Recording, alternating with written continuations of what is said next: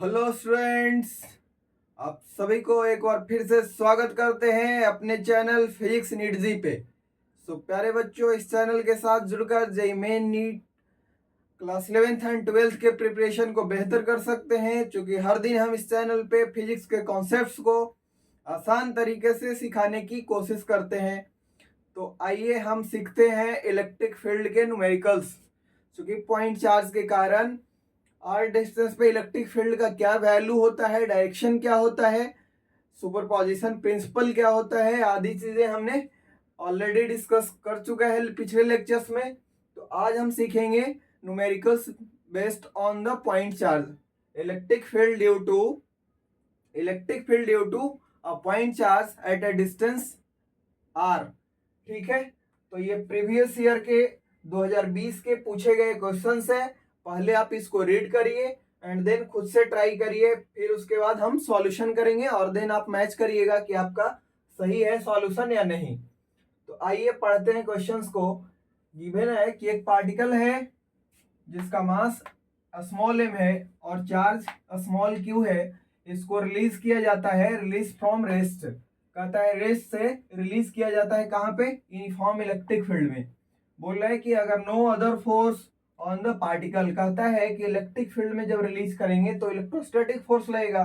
कहता है वहां पे उसके अलावे और कोई फोर्स उस पर एक्ट नहीं कर रहा है।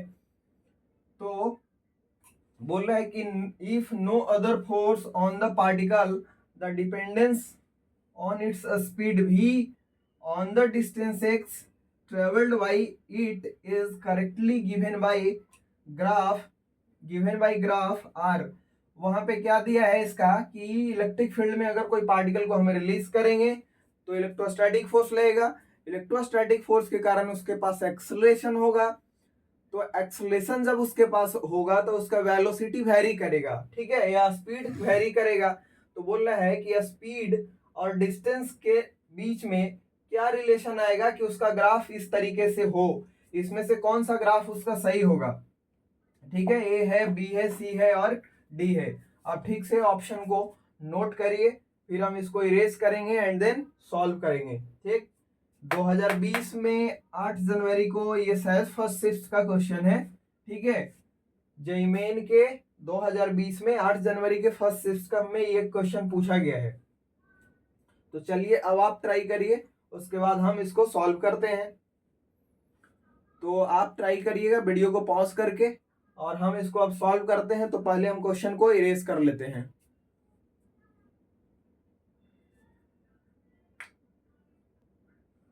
चलिए देखिए, इसको सॉल्यूशन करते हैं।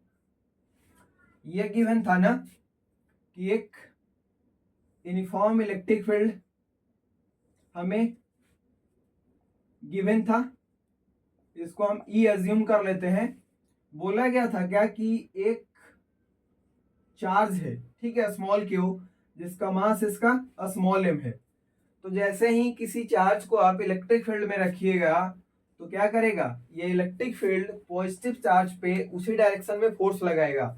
आपने क्या पढ़ा था कि electric field is equal to force per unit charge, force per unit charge.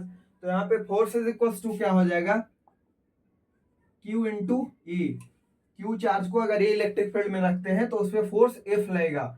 Charge अगर पॉजिटिव है तो फोर्स और इलेक्ट्रिक फील्ड का डायरेक्शन एक ही होगा, मतलब फोर्स का जो डायरेक्शन होगा वही इलेक्ट्रिक फील्ड का होगा। तो देखिए, इलेक्ट्रिक फील्ड अगर इधर है तो यही इसका फोर्स का डायरेक्शन होगा F। कौन सा फोर्स, इलेक्ट्रोस्टैटिक फोर्स लगेगा इस पे। ठीक, अब देखिए बोल रहा है कि इस पे कोई और फोर्स नहीं है, इलेक्ट्रोस्टैटिक फोर्स के अलावा इस पे और कोई दूसरा फोर्स नहीं लग रहा है। तो हम क्या करेंगे, इस फोर्स को क्या लिखेंगे, न्यूटन थर्ड लॉ से F इज इक्वल टू लिखेंगे m इंटू ए। अब देखिए F का वैल्यू क्या है, QE। F का वैल्यू क्या है, QE पुट कर दे रहे हैं, QE। यहां से एक्सेलरेशन निकाल लीजिए तो A बराबर क्या हो जाएगा, QE अपॉन m होगा ना। m को हम राइट साइड में भेज दिए, इसके साथ इनटू में था। अब बोल रहा है कि मान लीजिए कि ये x डिस्टेंस चलता है, तो जब यहाँ से हम इसको छोड़े थे उस समय इसका इनिशियल स्पीड u था और रेस से छोड़े थे, तो u इज इक्वल टू 0 हो जाएगा। अब देखिए x डिस्टेंस चलने के बाद ये वेलोसिटी भी या इसका स्पीड जो है बढ़ करके v हो जाता है। क्या हम एज्यूम कर रहे हैं कि यहाँ से छोड़े थे, फोर्स लगने की वजह से ये इधर बढ़ेगा, ग्रेविटी नहीं लग रहा है, यहाँ पे क्वेश्चन में ऐसा मेंशन है, बोल दिया है, तो फोर्स की वजह से इधर मूव करेगा। ठीक है, तो x डिस्टेंस चलने के बाद हम ऐसा मान रहे हैं कि इसका वेलोसिटी v हो जाएगा। तो वेलोसिटी जब v हो जाएगा तो बोल रहा है कि v और x में क्या रिलेशन आएगा और उस रिलेशन के आधार पे ग्राफ को बताइए। तो देखिए यहाँ पे हमें क्या क्या गिवन है, इनिशियल वेलोसिटी फाइनल फाइंड करना है और डिस्टेंस x अज्यूम करना है कि x डिस्टेंस वो चल रहा है। तो हमें ये तीन चीज गिवन है, initial velocity, final velocity, acceleration और डिस्टेंस x के बीच में रिलेशन फाइंड करना है। तो देखिए हम लोग जानते हैं v square is equal to होता है u स्क्वायर प्लस 2as। ठीक है, फाइनल वेलोसिटी हमें फाइंड करना है, इनिशियल वेलोसिटी बोला था रेस्ट से छोड़ा जा रहा है तो 0, तो 0 का स्क्वायर करेंगे 0, 2 इंटू a का वैल्यू अभी हमने फाइंड किया है QE अपॉन m, और डिस्टेंस कितना चल रहा है, x डिस्टेंस चल रहा है, यहाँ पे v स्क्वायर होगा ना। तो देखिए यहाँ पे v इज इक्वल टू, यहाँ से स्क्वायर हटाइएगा तो इधर स्क्वायर रूट चला जाएगा और ये हो जाएगा 2QE upon m into x, 2QE upon m into x. प्यारे बच्चों, अब इसी का ग्राफ ड्रॉ करना है। ये देखिए ये पूरा चीज जो है कांस्टेंट है, k इंटू एक्स, यहाँ पे वेरिएबल क्या है, x है। तो आपको इस तरीके का रिलेशन आपको मिला कि v is equal to square root of x, v is equal to square root of x। और इस तरीके का ग्राफ ऐसे होता है, अगर v को हम y एक्सिस पे, x को हम x एक्सिस पे रखें तो इस रिलेशन का जो ग्राफ होगा v is equal to square root of x का ग्राफ आएगा कुछ ऐसा। इसी को अगर स्क्वायर फॉर्म में हम लिखें तो ये हो जाएगा v square is equal to x या kx। मान लीजिए इसको हम दोनों तरफ स्क्वायर करते हैं तो ये v square is equal to क्या हो जाएगा, kx। तो v square is equal to kx एक प्रकार का पैराबोला होता है जिसका माउस जो है ना x एक्सिस की ओर ओपन होगा। तो देखिए यहाँ पे ये स्पीड है तो इसका ग्राफ नीचे तो जाएगा नहीं, स्पीड निगेटिव नहीं होता है। ठीक है, इसीलिए ग्राफ x एक्सिस के ऊपर, ठीक है, और y एक्सिस के राइट साइड में रहेगा। क्योंकि एग्जैक्ट रिलेशन ये आया है, जहां भी इस तरीके का रिलेशन आए, जहां भी इस तरीके का रिलेशन आए तो इस तरीके का ये पैराबोला होता है।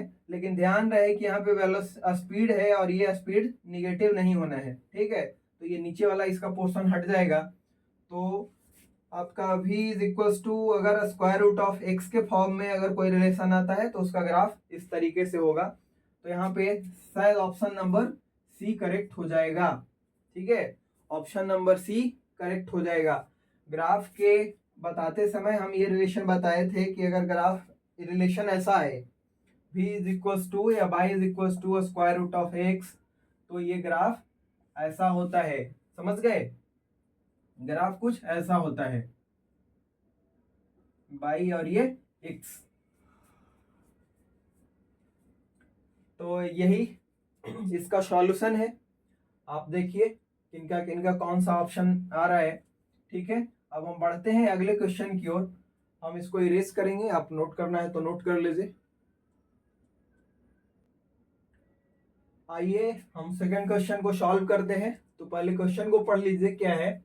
हमें क्या गिवन है, एक सिंपल पेंडुलम जिसका लेंथ L है, capital L, is placed between parallel plate capacitor having electric field capital E, और बोल रहे हैं कि इसका फिगर भी गिवन है। It's Bob of mass m and charge a small q, the time period of pendulum is given by. इसका option भी चार दे रखा है, बोल रहा है कि इसका टाइम पीरियड फाइंड करिए इस पेंडुलम का। ठीक है, अगर ये पेंडुलम नहीं होता तो सिंपल अगर हम इसका टाइम पीरियड फाइंड करते तो देखिए ये बॉब जिसका मास m है और लेंथ अगर l हो तो इसका टाइम पीरियड हो जाएगा 2 pi under root l upon g। ठीक है, 2 pi under root l upon g। लेकिन यहाँ पे इलेक्ट्रिक फील्ड में ये रखा हुआ है और इस बॉब पे चार्ज भी दे रखा है। क्या किया है, बॉब को चार्ज कर दिया है और इलेक्ट्रिक फील्ड में रखा है, ठीक है। और इलेक्ट्रिक फील्ड में ऐसे रखा है, दोनों तरफ कैपेसिटर है। उससे मतलब नहीं है, यहाँ पे जो प्लेट है ना कैपेसिटर का, एक प्लेट ये पॉजिटिव निगेटिव प्लेट ये, तो इसका यूज किया है इलेक्ट्रिक फील्ड प्रोड्यूस करने के लिए, चूंकि पॉजिटिव चार्ज से इलेक्ट्रिक फील्ड निकल करके निगेटिव चार्ज पे टर्मिनेट करता है। हाई टू लो पोटेंशियल की ओर इलेक्ट्रिक फील्ड का डायरेक्शन होता है। तो यहाँ पे दे भी दिया है, दिखा भी दिया है कि इलेक्ट्रिक फील्ड का डायरेक्शन ये होगा, ठीक है। इलेक्ट्रिक फील्ड ऐसे लगेगा। तो आपको बताए थे कि इलेक्ट्रिक फील्ड के डायरेक्शन में पॉजिटिव चार्ज पे फोर्स लगता है, तो यहाँ पे इधर इसको एक फोर्स लगेगा, जिसके वजह से इधर भी एक्सेलरेशन हो जाएगा और एक एक्सेलरेशन नीचे की तरफ होगा। तो अब इसके पास नेट एक्सेलरेशन इधर होगा, जिसको जी इफेक्टिव भी हम बोलते हैं। तो अगर किसी बॉब पे एक से अधिक एक्सेलरेशन एक्ट कर रहा है तो वहां पे इफेक्टिव जी निकालिए। यहाँ पे हम क्या करेंगे, जी नहीं जी इफेक्टिव निकालेंगे। नेट एक्सेलरेशन यहाँ पे निकाल करके पुट कर देंगे तो हमें टाइम पीरियड मिल जाएगा इस पेंडुलम का, ठीक है। तो यही जी का वैल्यू हम इफेक्टिव जी का वैल्यू निकाल करके पुट कर देंगे, टाइम पीरियड आ जाएगा। पहले इस क्वेश्चन को हम मिटाते हैं एंड देन सॉल्व करेंगे, ठीक है। चलिए, तो हम पूरा डाटा को यहाँ पे लिख दिए हैं, फिगर को ड्रॉ कर लिए हैं। इलेक्ट्रिक फील्ड ऐसे गिवन है, पॉजिटिव चार्ज से नेगेटिव चार्ज की तरफ इलेक्ट्रिक फील्ड होता है। तो इलेक्ट्रिक फील्ड इधर होगा, तो ये पॉजिटिव चार्ज पे इलेक्ट्रिक फील्ड के डायरेक्शन में फोर्स लगेगा। फोर्स कितना लगेगा, तो F बराबर लगेगा Q इंटू ई। अगर Q चार्ज को E इलेक्ट्रिक फील्ड में रखते हैं तो फोर्स लगेगा Q इंटू ई। अब देखिए किस पे लग रहा है, तो M मास के ऑब्जेक्ट पे लग रहा है। तो इस F को हम न्यूटन थर्ड लॉ से क्या लिखेंगे, F is equal to M A is equal to Q E, ठीक है। F is equal to M A होता है और राइट साइड में क्यू ई है, तो यहाँ से ए का वैल्यू क्या मिल गया, क्यू ई अपॉन एम, ठीक। अब हम ऐसा क्यों कर रहे हैं, तो हमें निकालना है टाइम पीरियड। इसका क्या निकालना है, टाइम पीरियड, कि ये ऑसिलेट करेगा तो इसका टाइम पीरियड क्या होगा। तो टाइम पीरियड होता है 2 pi under root l upon g. लेकिन जी कब होता है, सिंपल केस में, जब acceleration due to gravity act कर रहा होता है। एक से अधिक फोर्स जब लग रहा है, एक से अधिक एक्सेलरेशन लग रहा है, तो नेट एक्सेलरेशन का वैल्यू निकालिए, इसको बोलते हैं जी इफेक्टिव। क्या निकालिए, जी इफेक्टिव। यहाँ पे बॉब का ये पेंडुलम का लेंथ एल है, ठीक है। तो हमें क्या निकालना पड़ेगा, जी इफेक्टिव, इसका नेट एक्सेलरेशन। तो देखिए जी तो इधर लग रहा है भाई, एक एक्सेलरेशन इधर लग रहा है राइट साइड में, तो दो एक्सेलरेशन 90 डिग्री पे लग रहा है, तो इफेक्टिव एक्सेलरेशन इधर कहीं होगा, ठीक है ना। वेक्टर का सम आता है ना, एक एक्सेलरेशन इधर और एक इधर लग रहा है, तो इसको पैरेलली शिफ्ट कर लीजिए यहाँ, ठीक है। पहले वेक्टर के टेल पे, दूसरे वेक्टर के, पहले वेक्टर के हेड पे, पहला वेक्टर ये है ए और दूसरा वेक्टर ये है, इसको पैरेलली शिफ्ट कर दीजिए यहाँ पे, ठीक है। अब फर्स्ट वेक्टर के टेल से दूसरे वेक्टर के हेड को मिलाइए तो इसका रिजल्टेंट आ जाएगा। तो यही जो नेट एक्सेलरेशन को बतलाएगा या इफेक्टिव एक्सेलरेशन को बतलाएगा, ठीक है। इस इफेक्टिव एक्सेलरेशन को कैसे निकालेंगे, तो देखिए ना, दो वेक्टर 90 डिग्री पे है, एक ए है और दूसरा वेक्टर ये जी है, ठीक है। ए मतलब एक्सेलरेशन किसके कारण ये है, तो ये है इलेक्ट्रोस्टैटिक फोर्स के कारण इसके पास एक एक्सेलरेशन इधर है। एक्सेलरेशन ड्यू टू ग्रेविटी तो नीचे लगेगा ही, तो ये दोनों के कारण जो नेट एक्सेलरेशन होगा या जी इफेक्टिव होगा वो इस डायरेक्शन में होगा। तो ये जी इफेक्टिव का वैल्यू कैसे निकालेंगे, तो दो वेक्टर 90 डिग्री पे है, तो इसको ऐड करने का तरीका क्या है, तो सिंपली पाइथागोरस थ्योरम लगा देंगे, इसका स्क्वायर प्लस इसका स्क्वायर लगाएंगे ना। ये वाला जो इफेक्टिव एक्सेलरेशन है वो हाइपोटेनस को रिप्रेजेंट कर रहा है, तो इसका स्क्वायर प्लस इसका स्क्वायर करेंगे तो इफेक्टिव जी निकल जाएगा। तो इसका स्क्वायर मतलब ए का वैल्यू कितना है, क्यू ई अपॉन एम का स्क्वायर, ठीक है। उसके बाद इसका स्क्वायर जी का स्क्वायर, तो ये आएगा इफेक्टिव जी। ये वाला वैल्यू यहाँ पे पुट कर लेते, तो टी इज इक्वल टू हो जाएगा 2 pi under root l upon g effective put करना है, तो जी इफेक्टिव का वैल्यू क्या है, तो है क्यू ई अपॉन एम का स्क्वायर, क्या है, क्यू ई अपॉन एम का स्क्वायर प्लस जी स्क्वायर, और इसका पावर कितना है, स्क्वायर रूट है ना, तो ये पूरा का जो पावर है, देखिए मिडिल ब्रैकेट में कर लेते हैं 1/2। इसका पावर क्या है, नीचे वाले का पावर है 1/2, या फिर स्क्वायर ब्रैकेट भी हम दे सकते थे इसके ऊपर में। तो एक स्क्वायर ब्रैकेट यहाँ पे, उसके अंदर एल, नीचे जी इफेक्टिव का वैल्यू का स्क्वायर रूट, ठीक है, मतलब जी इफेक्टिव आया है root under Q E by M का स्क्वायर प्लस जी स्क्वायर। तो ये रहा आपका फाइनल आंसर, ठीक है। तो दो क्वेश्चन था, दोनों अलग अलग तरीके का था, इससे कुछ ना कुछ तो कॉन्सेप्ट आपका जरूर बिल्ड हुआ होगा, ठीक है। नए तरीके का अगर इस तरीके का फिर क्वेश्चन आपसे पूछेगा तो आप जरूर इसको सॉल्व कर लेंगे। सो अगले क्लास में हम कंटिन्यूअस ऑब्जेक्ट के कारण आर डिस्टेंस पे इलेक्ट्रिक फील्ड का वैल्यू क्या होगा उसके बारे में डिस्कस करेंगे, उसके कॉन्सेप्ट को सिखाएंगे एंड देन उस पे बेस्ड न्यूमेरिकल्स करवाएंगे। वो बहुत थोड़ा लंबा कॉन्सेप्ट है। कंटिन्यूअस ऑब्जेक्ट के कारण हम जब इलेक्ट्रिक फील्ड आर डिस्टेंस पे पढ़ाएंगे ना, तो अलग अलग ऑब्जेक्ट के कारण पढ़ाएंगे कि रिंग पे चार्ज दे देंगे तो क्या होगा, ठीक है। फिर डिस्क पे चार्ज दे देंगे तो उसके सेंटर से आर डिस्टेंस पे इलेक्ट्रिक फील्ड का वैल्यू क्या होगा। तो वो थोड़ा लंबा टॉपिक है, तो पहले उसके कॉन्सेप्ट को पूरा कर लेंगे, देन उस पे बेस्ड क्वेश्चंस करेंगे, ठीक है। तो हम इसी के साथ आज के सेशन को समाप्त करते हैं, फिर मिलेंगे अगले सेशन में नए वीडियो के साथ। So thank you.